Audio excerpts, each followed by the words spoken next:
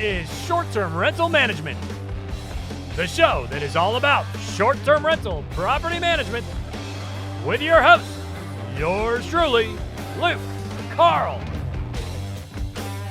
We have arrived. We've done it. We are here. We are triumphant. Luke Carl, the shaman of short-term cash flow. Carl, so happy to be in your presence today. It is an honor. So thank you for spending a little bit of time with me today as we talk about scaling. We talk about employees. We talk about hiring and firing. And we talk about virtual assistants. Virtual assistants. It's a catchphrase. It's a buzz phrase. What the hell does it mean? I have been virtual for years. I've been virtual working from home, if you will, since way before COVID. And you hear this term a lot. And a lot of times it also refers to maybe somebody overseas. But to me, it's just somebody that's not at a water cooler telling you their story from getting how many margaritas they had at Applebee's last night, or what their Tinder date did. So we're not meeting them at the water cooler. We're meeting them online. Therefore, they are virtual.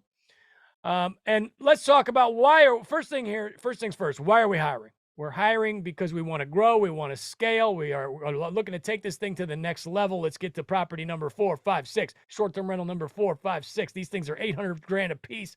It costs me a lot of money out of my pocket, a lot of time to find these things. I need some help. If you can afford $600,000, $800,000 properties, you probably don't want to deal with toilets anymore or reviews, so it's time to hire. And with short-term, you got to hire in-house. If you go third-party on short-term, you're not making any money. So we start hiring in-house. First employee, in my opinion, should be a bookkeeper. Not here to talk about that today. Let's talk about the second housekeeper, or the second employee, which is going to be an assistant of some sort. Somebody to help you with your messaging. You will need to create this job. Your job description will be different than mine. I think the bulk of the job description is the messaging with the guests. Get that off your plate. The property needs to be put in service so you can move on. All right. Each one of these things is like if a single family long-term rental is a private within your army, then a short-term rental on the beach for $1 million is a general. And these things need people underneath them, helping them out. So you're going to need somebody doing the messaging. And I think that's the first hire. And then maybe you move them into your Schlagen code, your codes and your door codes, and you're hospitable and you're guesty for hosts, and you get them doing the talking with the cleaners, and maybe you have them coordinate some stuff with the handy person if they're any good at it. It's going to be a long process, a learning experience to get all this stuff where it needs to be. Okay. So you can look within your circle. You can find somebody, a cousin, a nephew, a niece, somebody that's in college. It's an easy gig. You can be drunk at the bar and message these people back on Airbnb. Okay. How much money are you going to spend on this job? Well, I would say it depends on how good a job they're doing. Are they full-time or are they drunk at the bar? Are they from your church and looking for a side gig because they got kids? Probably not drunk at the bar, but not looking for full-time. That's different than somebody that's doing 40 hours a week. And so I think that's going to be an evolution. You're going to have to do a lot of trial and error there. Maybe if you do the college thing, maybe you got 5 properties, maybe you pay them $600-$700 a month to deal with the messaging. It's only $100 a property, $125 a property. Is that realistic? I don't know. Are you going to get a decent employee for that much money? I don't know. You're going to have to do some trial and error and give it a try. Okay, that's if you do within your sphere. If you're going to go the VA, the virtual assistant, the Philippines route, there's a couple different ways to do it. You can hire a company that will go find these folks, and they will bring them to you, and you do the interviews, but they do the dirty work. A big one out there in real estate is called My Outdesk. Been around a long time. All they do is real estate virtual assistants. There's a few of them that specialize in real estate. The good thing about the companies is that they handle the bull crap, right? They're going to deal with the contracts. They're going to deal with payroll. They're going to give their employees some benefits. The downside is that they're taking a cut. It's really not going to cost you a whole lot more money, but the employee on the other end is going to make less money. They're taking a cut, right? So if you have this person for a really long time, you might be sitting there saying, well, why am I giving this place a cut? I don't even know they exist anymore. I've had them for a long time. But it is nice to have that barrier, have a little paperwork between you and the employee and have them deal with it. If you want to fire somebody, just send an email to the company. You don't even have to talk to the employee. Yeah, it's a sheepish way of doing it, but it's a little easier if you've never fired anybody before. Firing people stinks. I mean, there ain't no two ways around that. Firing people is not fun. Okay. So they're going to cherry pick these people from a list of wherever, and they're going to be, sort of kind of groomed maybe for what you're looking for, and maybe even have a little bit of experience. And that's a pretty cool thing. The other thing you can do is go out and hire somebody on your own. You go to onlinejobs.ph, very popular website to find VAs, if you will. You could go to Facebook, plenty of places online where you post a job, and then you hire an employee. It's not rocket science. It's been going on for a million years. It's not that big a deal, okay? So onlinejobs.ph, you post on there, you're going to get 200 responses in an hour, and you're going to have to sift through them all. And if that sounds like a panic attack to you, you might want to go with the company. But if you want to sift through them all and you think you're going to be a pretty good, judge of character, I learned my judge of character by being behind a bar for many years. You see people at their worst and you get to be a pretty good judge. Waiters, same thing. Have you ever met somebody that waited tables for a long time? Fantastic judge of character. So if that's you, probably have great success with onlinejobs.ph, or if you've had experience with hiring before, okay? If you're doing it that way, the good news is that employee's getting basically 100% of the cut.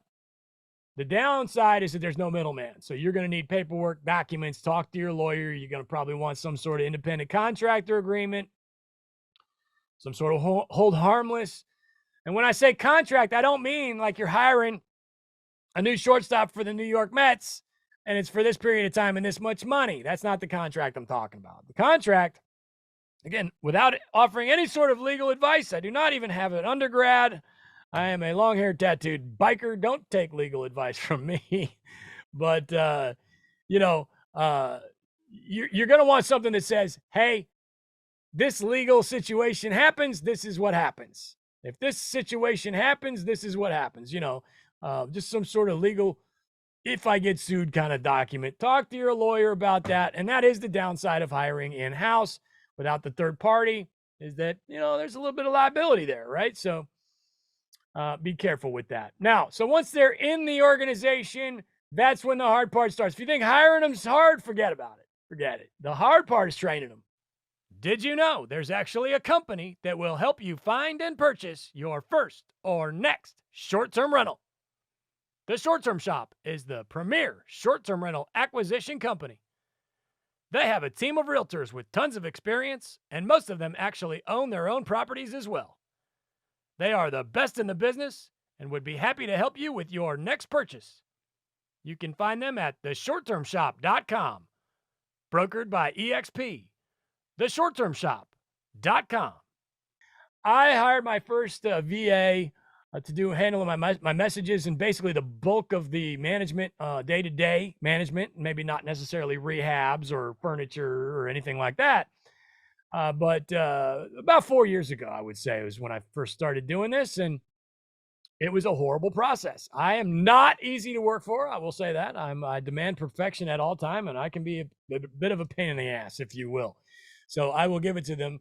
I will say it was 90% my fault with these hiring and firings. I hired and fired 7 over a period of 18 months when I first started to get to the guy who I have now for quite a long time, who's been with me. I love him. We work great together.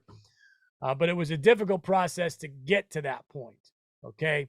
So it's very similar to hiring a housekeeper. The first one does not go well. So the first time you hire a VA, it's probably not going to go well. It's just not. You're going to learn from your mistakes, hope that it works, hope it's a decent situation, and then you probably are going to end up getting rid of them. Probably was your fault. I know in my case it was, and then you move on to the next one, and then you have hopefully less mistakes to learn from, but again, learning from our mistakes. And then the training and the training and the training and the training. How do you train them? Record everything. You record everything. If you're doing stuff on Zoom, if you're sharing your screen, record it. Put it in a Dropbox, label it education or training or whatever you want to call it. That way this person can refer back to it. And if, God forbid, you had to go with somebody else, you could just share that Dropbox with them or however you want to do it, if Google Drive. And that Dropbox will gain more videos over time. Maybe you'll go back and change some of them over time. And of course, here's another tip. When you record one of these videos with a screen share on Zoom or Zoom recording, or maybe Loom is obviously very popular. Loom and Zoom. Loom will record your screen as you're talking, and you can share that with other people. And it's a great way to train. So name those files is what I'm getting at. Name the files in your Dropbox. So you need to refer back to it. Here's how to handle the Schlage encode integration with Guesty for hosts. Here's how we double check to make sure the encode last four digits of their phone number is actually in the lock on the app, right? All those little things like that, all the little lock stuff and the pest control stuff and all the little nuances, you're going to have to learn that as you go. There's, everybody's business is different. All your spreadsheets are going to be different than all my spreadsheets. But the best piece of advice I can give you is learn from your mistakes. Record every single thing. Put it in a Dropbox. And I'll leave you with this. Hire fast and fire faster. If you think it's not going well, it's not. Get rid of them, move on to the next one, and it's going to stink because training is difficult and hard, but without it, there's no way for us to grow. And be nice to these people, treat them with respect, give them big Christmas presents, be nice to them. We can't grow without employees. It cannot be done, okay? So good luck to you. I wish you the best. Happy hosting, and we'll see you soon on the Short Term Management Show.